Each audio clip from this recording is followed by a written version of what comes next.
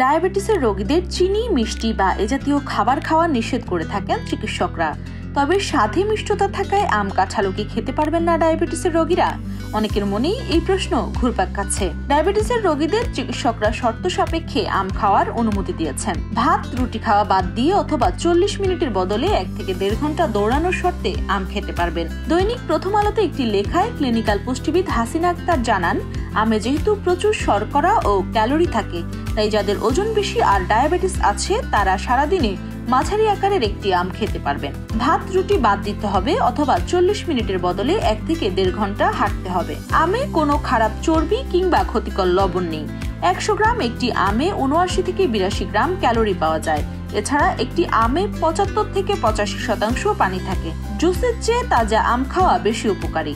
আমে আঁশও থাকে। আমের গ্লাইসেমিক ইন্ডেক্স কিন্তু মাঝারি মাত্রার। এটি নির্ভর করে আমের জাতের উপর।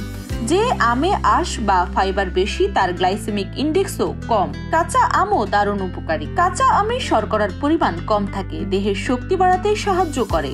এটি বাইল অ্যাসিড নিঃসরণ বাড়ায়, দেহে নতুন রক্ত তৈরিতে সহায়তা করে। আম খাওয়ার অনুমতি মিললেও কাঁঠাল খাওয়ার ক্ষেত্রে অনুমতি দেননি চিকিৎসকরা। বিশেষজ্ঞদের মতে 100-র মধ্যে কাঁঠালের গ্লাইসেমিক ইন্ডেক্সের মান প্রায় 50 থেকে 60%, অর্থাৎ কাঁঠালের গ্লাইসেমিক ইন্ডেক্স মাঝারি মাত্রার। কাঁঠালে প্রচুর ফাইবার আছে যা শর্করার মাত্রা বাড়াতে বাধা দেয়, কিন্তু ডায়াবেটিসের রোগী ইচ্ছা অনুযায়ী কাঁঠাল খেতে পারবেন না, কারণ এটি মিষ্টি ফল। সারাদিনে 3 থেকে 4টি কোয়া অর্থাৎ 50 গ্রাম খেতে পারবেন, কিন্তু মনে রাখতে হবে ওই দিন অন্য আর কোনো মিষ্টি ফল খাওয়া যাবে না।